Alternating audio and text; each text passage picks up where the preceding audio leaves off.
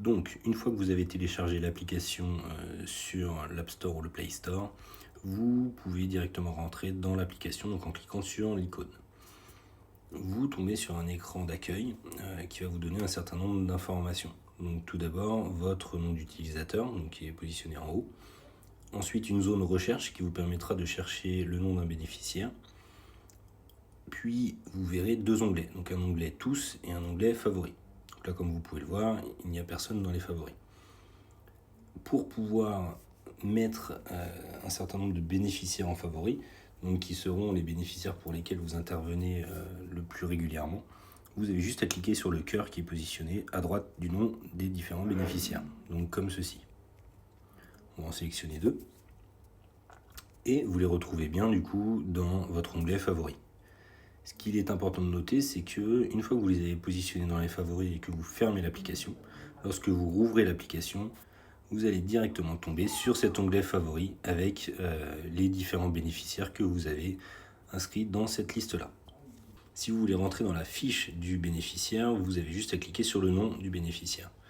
Donc là, vous rentrez dans sa fiche. Dans sa fiche, vous allez retrouver un certain nombre d'informations, comme son adresse, son numéro de téléphone. Vous allez également avoir les actions d'amélioration. Donc ces actions d'amélioration sont les actions d'amélioration qui sont déjà proposées par votre responsable de secteur. Vous voyez, il y a également un chiffre associé, donc ça c'est le nombre d'actions d'amélioration qui ont été proposées. Ensuite, vous retrouvez les missions que vous avez à réaliser au domicile du bénéficiaire. Donc ça, ce sont les missions qui ont été remplies par votre responsable de secteur, ainsi que des risques associés. Les différentes missions que vous avez à faire sont classées par grande famille, comme vous pouvez le voir. Donc par exemple, l'hygiène de vie, entretien du linge, entretien du logement, etc. Pour afficher les différentes missions que vous avez à réaliser, vous avez juste à cliquer sur le titre de la grande famille. Là, vous voyez, pour l'hygiène de vie, il y a un certain nombre de missions à réaliser. Pour l'entretien du linge également, l'entretien du logement, etc. Donc pour fermer le petit onglet, vous avez juste à recliquer sur le nom de la grande famille, comme ceci. On a vu qu'il y avait également les risques associés. Donc là, pour savoir quels sont les risques associés à vos différentes missions, vous cliquez sur risques associés, vous retrouvez du coup les différentes grandes familles de missions que vous avez renseignées précédemment.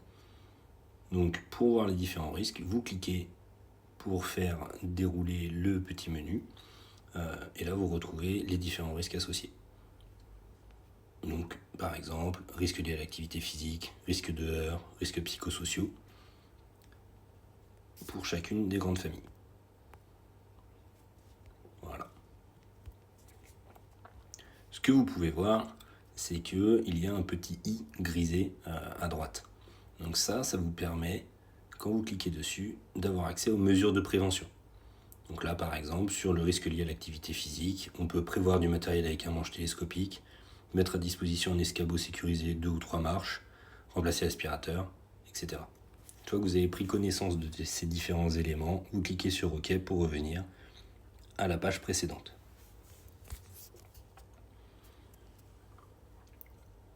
Vous pouvez également faire remonter des situations problématiques. Donc toutes les situations que vous allez juger comme étant compliquées, des risques qui n'ont pas été décrits dans les précédents onglets, ou pour toutes les observations que vous jugerez pertinentes, vous pouvez cliquer sur le petit plus en bas à droite. Une fois qu'on clique sur le petit plus, vous allez pouvoir renseigner des différentes observations, des nouvelles observations par deux biais. Soit l'écrit, soit enregistrer un vocal, soit les deux. Donc vous pouvez mettre par exemple problème sur le nettoyage du sol, matériel non adapté, ou et enregistrer un vocal. Donc pour ça, vous appuyez sur le petit onglet enregistrer un vocal, puis sur le bouton rouge. De cette manière-là, vous allez du coup expliquer votre problème. Donc problème sur le nettoyage du sol avec un matériel qui est non adapté. Vous cliquez sur le petit carré rouge pour arrêter l'enregistrement. Et par la suite, vous pouvez soit réécouter votre vocal en appuyant sur le petit bouton play.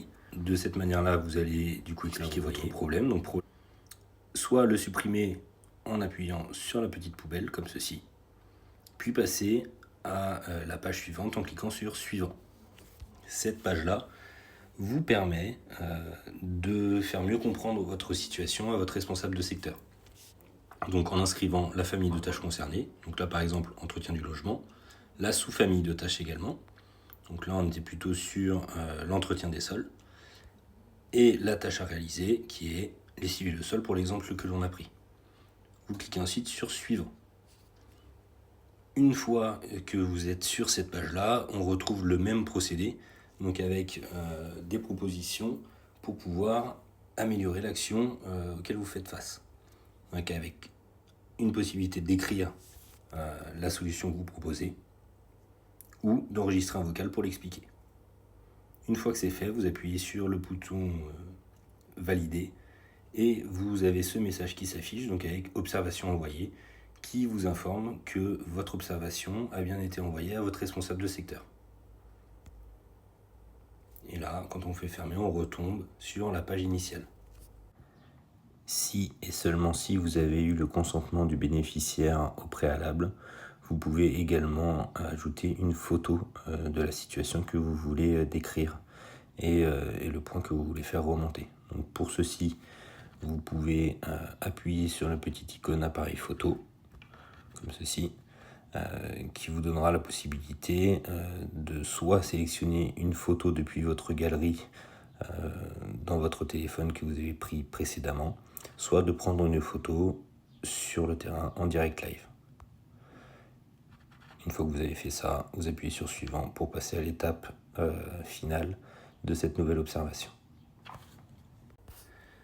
Si on retourne dans la fiche du bénéficiaire, nous avons parlé tout à l'heure du petit encart action d'amélioration. Donc là, quand on clique sur l'encart action d'amélioration, on retrouve toutes les actions d'amélioration qui ont été proposées. Donc vous avez la possibilité de soit la valider quand vous observez sur le terrain que l'action proposée a été mise en place, soit de la relancer.